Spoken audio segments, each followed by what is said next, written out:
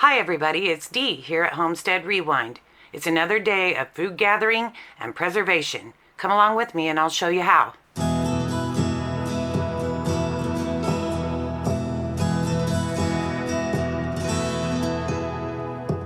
So a couple of weeks ago I bought a head of cabbage and had great plans to make a big stew, and somehow things got changed and I forgot all about putting the cabbage in the cooler. It turned an awful ugly brown. You can see these leaves. But I am going to preserve most of the cabbage, and I bet you guys can guess what I'm going to do with all the leaves that I peeled off of it. It's going to my compost bin. I quartered up this cabbage, and now I'm just going to cut the core out.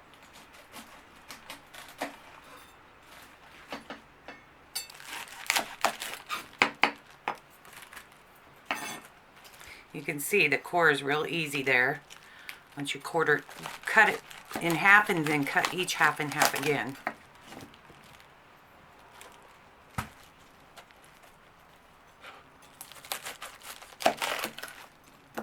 By the way, I love my rotted knives. They were a gift from a very dear friend. Thank you, Eileen. I love them. I never use anything else. Now that we have the cabbage cored up, I'm going to put it in the steamer. And the reason why I'm going with the steamer instead of just boiling it is because it will hold its shape better and I'll be able to freeze it when I pull it out. We like our cabbage pretty mushy whenever we eat it anyway, with pork or beef, either one. So that's what this cabbage will probably end up being, part of a pork and cabbage stew. So I'm not really concerned about it getting too mushy, but steaming it seems like it will keep its shape better. So we're going to do that. Now, a couple of years ago, I came across this little gadget. I think I found it in a secondhand store, probably. I know I didn't give more than 50 cents for it, but it folds up really nice into any size of pan. So you can put it in your big pan, you can put it in a medium-sized pan, and it fits. Or you can even put it in a really small pan. If you happen to be out and about and find one of those, it's worth it. It is so worth it. Get one of those. So you just set that in the bottom of the pan and you fill the pan up till it just barely starts coming through those holes. And now I'm going to put my cabbages in there. And then I'll get this on the stove and turn it on high and let it go for about 15 minutes. It's amazing how fast that vegetables will cook when they're steamed.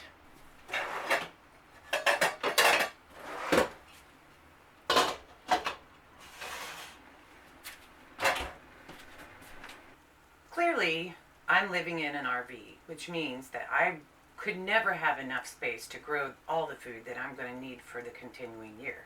But when I return to my homestead, that is what I'm working towards doing, being able to provide as much food from our own farm as I can for our family.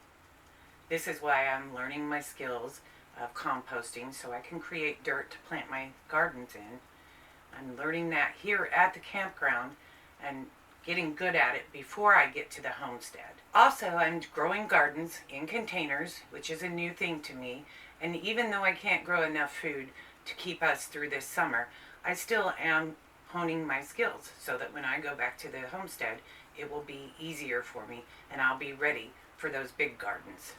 Just because I can't grow a garden that will supply enough food for me and my family for this summer while I'm here in the campground, I can still gather food, and you can do that too. When you see something on sale at the store, get it and bring it home and preserve it. A couple days ago, I stopped in at the roadside fruit stand and found some things on sale, and one of those things was these beautiful bell peppers. Now, they have stickers on them, so I don't really believe that they were homegrown, probably imported as bulk, but they're beautiful peppers, and I couldn't resist them at 79 cents a piece. Okay, if I go to the grocery store, they're, especially these red ones and these yellow ones, they're almost $2, sometimes over that, just for one of them. I'm going to take these and put them in the freezer. Now, when you put bell peppers in the freezer, you are losing your texture. It doesn't matter what you do, you're going to lose your texture on those. When they thaw out, the skins will peel off sometimes. So when you're thinking about preserving your peppers, you want to think about what you're going to use them for. These peppers I will use in meatloaf.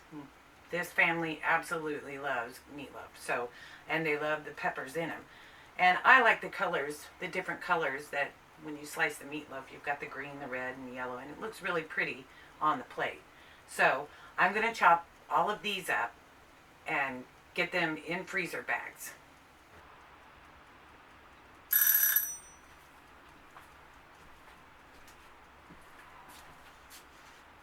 "15 minutes. Let's check it and see if it's fork tender."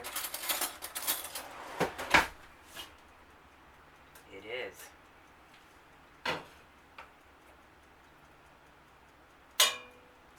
Okay. So I take that straight out. Well, while it was boiling, I got rid of my cabbage leaves and put them in my compost. And I got me some ice water ready. And now I'm just going to take them straight into the ice water, dip them down just to stop them from cooling. I want to be real gentle because I want to try to keep my leaves all together.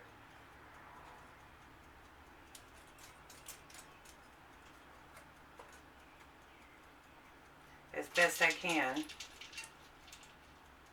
so that when I take them out and unthaw them from the freezer, they'll still be in whole pieces. And I'm just stopping it from cooking by putting it in the ice water. I'm just stopping the cooking process. It'll pick up again after I get it out of the freezer and put it in the crock pot with my pork.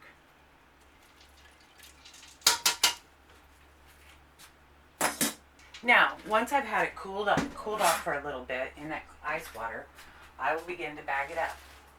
I figure for our meals around here, we need 1/2 a cabbage. That's to feed 4 of us here. Whenever I put it in the crock pot with the pork. Again, with the Ziploc bags, before you ever fill them up, you want to mark them so that it goes on smoothly and you can read it. Okay, so now I'm going to drain that cabbage off a little bit. It's not waterlogged per se as if it would be if you were boiling it. I'm just going to let it sit there and drain off a little bit before I put it in these bags. Because you really, again, if you get too much water content, you'll get ice crystals, and ice crystals will cause freezer burn. So I try to make sure I drain it really, really good before I go put it in those bags. We'll be back after this drains for a few minutes. Okay, all nice and drained. Now to stuff it in the bags. You might want to use these, but I wash my hands up real good, so I'm going to just use my hands because I want to make sure that I get down in those corners.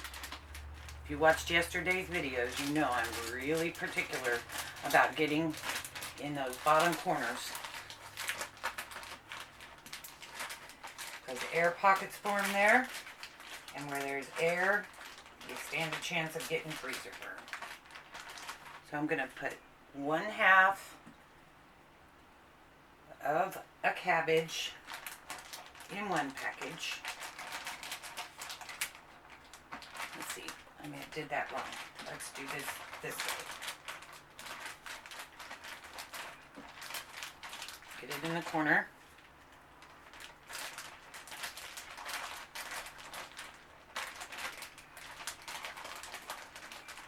That cabbage in there. Just work with it a little bit. I'm going to zip that just a little bit. And then I'm going to smash it. This is how I'm going to make sure that I've got it flat. Remember, I like to have my freezer goods flat. Get all that into the corner. That way they stack better. I'm going to zip it almost to the end. Squish it till the water comes out. Zip it up. Then I have a flat package. And that'll keep for quite a while in the freezer before it freezer burns. So that buys me some time on the cabbage that I almost let go bad.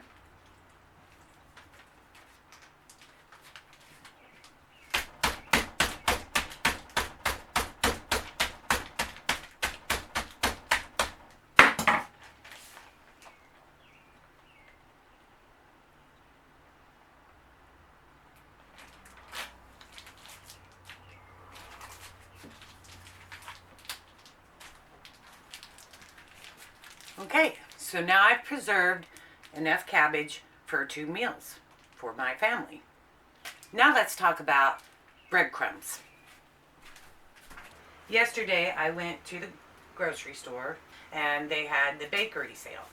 Bakery sale is something that you should look for all the time when you're in Walmart's. They have it on a rack that stands about as tall as I am, maybe a little bit taller, and they always have discounted day-old bread. So this original Italian bread was originally $1, which isn't bad considering what it is to bake bread. And you could actually just take this and stick it right in the freezer just like it is, bring it out 2-3 months from now and slice it up, put it in the oven and put some garlic butter on it. It'd be really great. But it was 63 cents. It was marked down 63 cents. And it's still good bread. Like I said, you can just put it in there. But when you're making meatloaf, day-old bread is always my preferred method to go to. So I'm going to show you how I take the day-old bread and get it prepared. Before I show you how I make my homemade breadcrumbs for my meatloaf, I want to talk about the rye bread.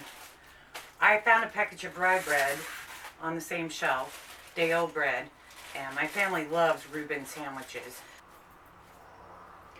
So I'm packaging it up into family-sized portions, and I'm going to put it in a Ziploc bag to put it in the freezer. That way it has an extra coating to keep it from getting ice crystals or something on it. Bread's something that you probably want to use up pretty quickly. You don't want to leave it in your freezer a long, long time because it will eventually dry freeze. But I have a heel here. Rye bread is good in meatloaf, and the heel's kind of tough already. But this bread is still very soft. So I'm just going to wrap it up and put it in the freezer with the rest.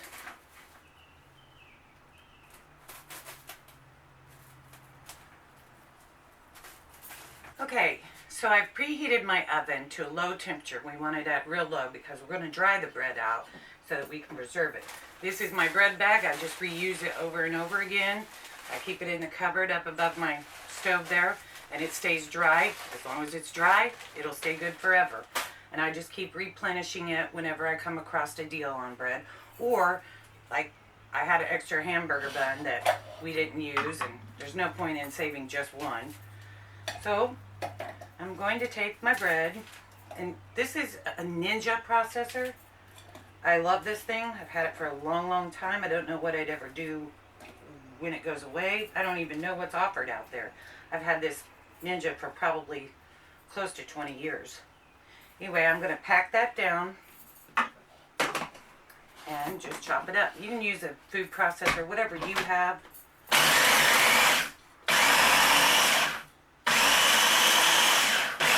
My breadcrumbs really tiny. And so then I just take it out, spread it into a pan, and I get that pan filled up. It's already starting to dry. I mean, when it's chopped up into those little fine pieces, it dries pretty quickly. And I'm just going to hunk it up. There's no big science to it or anything. Pack it in there, as long as my blades will spin. I can't see going to the store and paying for breadcrumbs. You can do this with your regular sandwich light bread. I've done it a lot with my sandwich bread.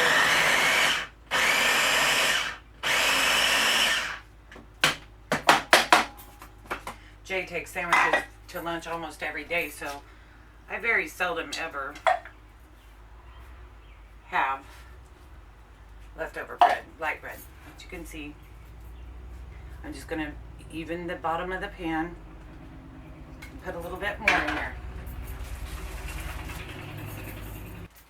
someday I'll show you how I make a meatloaf with my bread, using my breadcrumbs and my bell peppers that I am going to chop up and put in the freezer. Now, I'm going to put this in the oven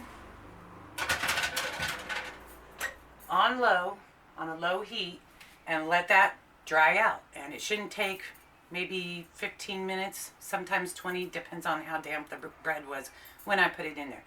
And when that finishes drying out, I'll come back, put it in the bag, put it in the cabinet, and we'll be ready for meatloaf. Now, while I'm waiting for my bread to dry, and I just did turn it, stirred it around a little bit. You need to do that a couple times during the drying process. I'm going to chop up my bell peppers and get them ready for the freezer. This is one of the best reasons why I love the Rada knives. They get very, very sharp with the knife sharpener. Stay very sharp. Now, I use my bell peppers for the meatloaf, as I've talked about before, but I got to thinking, I use them for a lot more than that too. And when you package them in and you squish down and make it flat, you can literally freeze these guys by the gallon and squish it down flat, and then you can break off a piece of however how much you want and leave the rest in the freezer. You don't have to necessarily put them in little small bags like I'm going to.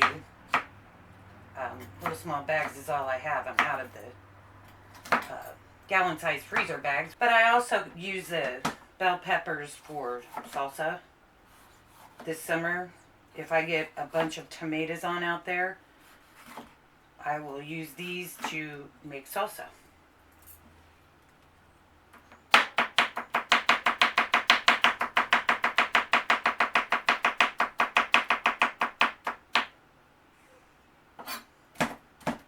I love that, all the different colors.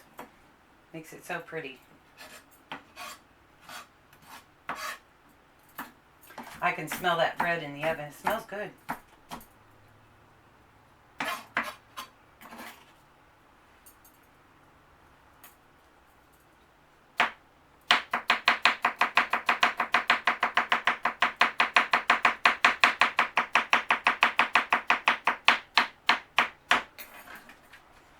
Look at that. It's going to be like Christmas in my freezer.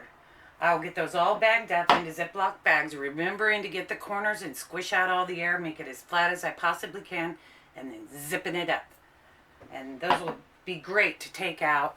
I'm going to put them in quart-sized packages, which will be about a serving for meatloaf. Now I need to check my bread. And well, yes, see how crumbly, it'll be caked up some. I don't know if you can see that, and you just want to fluff it up a little bit as it sets out and cools. That'll get rid of any remaining moisture out of it. The heat of the pan will continue to dry it even after you take it out. So I'm just going to let that set out and cool, and then I'll put it in this bag with the rest of my bread and finish up that loaf. I was growing green beans about 10 years ago, and I had a really good friend named Candy who I went to with a lot of my gardening questions. I knew that she had canned because she always had a big garden, and I said, I want to learn how to can green beans. And she said, oh, why would you do that? Why would you go through all the heat and all the trouble to can green beans? And I'm like, well, I don't really like frozen green beans. And she said, well, you're not doing it right. And I'm like, really? Okay, so how do you do it? I know there's this blanching. And she goes, no, don't blanch it. You go to your garden, you pick your green beans, which I've gathered my green beans from grocery store, but you pick your green beans, you clean them all up, and you cut them into the section, into whatever sections that you want. You leave them out and let them dry after you've gotten them rinsed, and then you pack them without blanching them into Ziploc bags, squeeze all the air out of it, and when you cook them, when you bring them out to cook them, you cook them just like you would a fresh green bean. And I have always, I didn't really believe her, but I tried it anyway. And I've always, ever since then, done my green beans that way. I do not blanch them, and I do not can them. And it's always worked great. Okay, last batch out of the oven. Almost got this whooped. In just a short amount of time, I was able to gather some food and preserve it. Well, I think that's all I have for today. I hope I have inspired you to gather and preserve your food and look forward towards the future, even though you can't grow a garden right now. If you like my video, give me a thumbs up so I know that there are people still watching. And also, if you have any comments or suggestions on future videos, you can leave them down in the section below. I'll get them. I always get those messages. Don't forget to subscribe, and don't forget to share with anybody that you think might enjoy my videos. Till next time, love and peace to everyone.